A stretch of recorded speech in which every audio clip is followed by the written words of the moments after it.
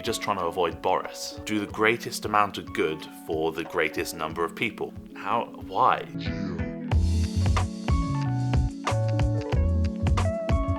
Hello and welcome back to the Culture Business YouTube channel. Today's topic is a little bit of a wild card and very unique to the culture business way of thinking. And yes, we are going to get quite deep, so sit back and enjoy the video. Before we get started, yes, I am wearing a headband. I thought I should introduce you all to it because I've been trying to cover it up for weeks now. But quite frankly, I haven't had a haircut in about 3 months because of the UK lockdown. And I just thought, you know what, get out of the way, out of sight, out of mind type thing. But if you like the look, if you think it's going to go well once lockdown's over, then hit the like button below. But if not, give me your best insults in the comment section. In a world where business is, for example, planning to go to Mars of all things, how can so much be going wrong on our own planet? We are killing the oceans, leaving thousands and millions of people to starve. We are warming the globe up so much that our huge population, did I mention that was too high as well, will have nowhere to live in the future. With all that we're capable of these days, why is this phenomena allowed to occur? It's all about ethics. What is thought of in our society as right or wrong? What's the right thing to do? What's the wrong thing to do? And for this reason, in this video, when I'm talking about capitalism and ethics, I'm talking about Western society. I'm not saying that that's where the problem is, but in Eastern philosophy, there's a lot more that can be permissible or not permissible in their ethical philosophy. For the answers, I think we need to go back to the ancient Greeks, but also the Victorian age. There are two strands that are very dominant in ethical philosophy that run through these ages, and it is deontology and utilitarianism. We must note that deontology is ethics from within. Treat people how you would like to be treated yourself. That's an internal reference point and therefore can't be distorted. And utilitarianism is do the greatest amount of good for the greatest number of people, which is an ethical philosophy from outside yourself. Through the themes in their work, we can tell that two ancient philosophers were associated with deontology and utilitarianism, not necessarily named that back then. But deontology was championed by Aristotle, and utilitarianism was championed by Plato.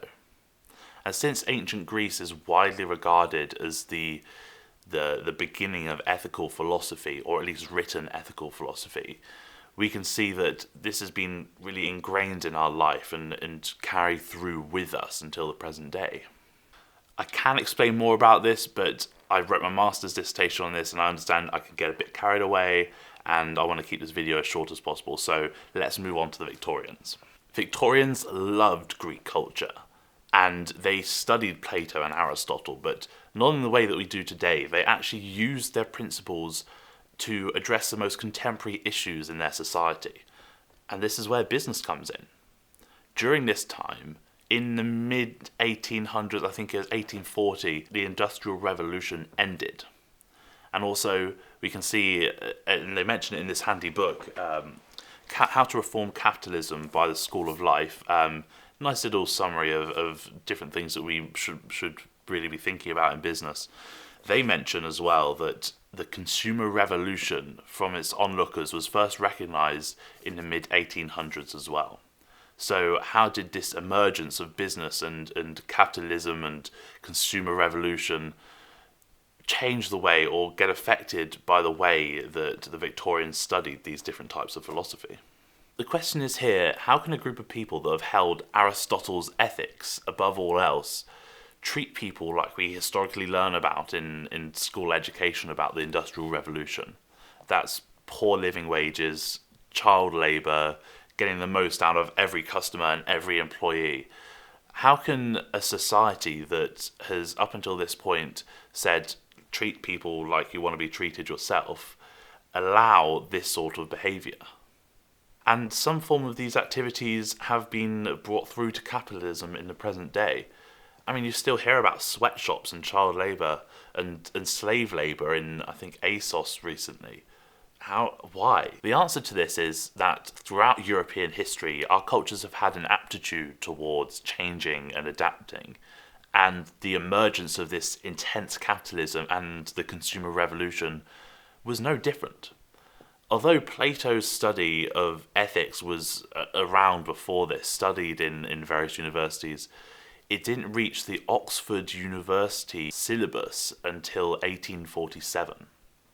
And at this time, Oxford was a really important institution in society, in British culture. So to recap briefly what I've just said, in an integral part of the emergence of business, in an intense consumer revolution, an industrial revolution, we went from treating people how we wanted to be treated ourselves to creating the greatest amount of good for the greatest number of people. Suddenly we can see how these negative side effects of business have been permissible and also just swept under the rug. As long as there are more people gaining than there are losing out on this process, then everything you want to do is okay. And there are two more reasons why this was sort of compounded. Firstly, this requires all negative effects to be seen. So if American companies are pumping out greenhouse gases that are making sea levels rise and displacing homes in the Pacific Islands, does it really matter to the American consumer society? And also, if we're polluting the oceans and killing the fish, and at some point soon in the future there's going to be more plastic in the ocean than there is fish, then does it really matter? Because we don't live under the ocean, we can't see it, so we don't really recognise that there's an inherent negative, ethical problem here. There is one more phenomenon that is a catalyst for this process. When people find external guidance from outside them, they tend to not seek to follow the rules, but to avoid the consequences of not following the rules. You can see this on the roads every day. When you're going down a country lane, you're in a bit of a rush. It's okay to break the speed limit a little bit, but as soon as there's a speed camera, you stop, you slow down. And if you were following guidance from within yourself, treating other people like you would like to be treated yourself, you know the speed limits are there for safety reasons, so you would want everyone else to obey them and for you to obey them as well. And also, I like to use the example of the COVID-19 lockdown at the moment because it's very current and you can still see that these effects are happening today. If you are going out and maybe going for a social distance walk but getting a bit too close, or someone's come round to sit in the garden for a drink, that's not allowed. But you don't try and follow the rules because everyone should do. You follow the rules to the certain point where you know you're not going to get caught. And that's why lockdowns have been more effective in other countries, because their ingrained societal ethical beliefs from hundreds of years ago have meant that if someone's going to go into a lockdown, you should do the same thing as well. The difference between now and 100 years ago is that religion isn't as popular, so rather than an omnipresent God that will send you to hell if you don't follow the external rules, you're just trying to avoid Boris. I hope this has provided you with some food for thought and shown you that capitalism isn't bad, but it's not all good as well. So next time you're making a business decision, don't just think, oh, what's the minimum requirement I can get away with by law? Think, if this was happening to me, would I be happy with it?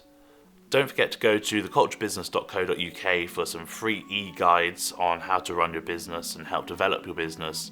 And maybe if you like this video below, I will make an e-guide with more detail about this topic. And with that, thank you for watching and I'll see you in the next video.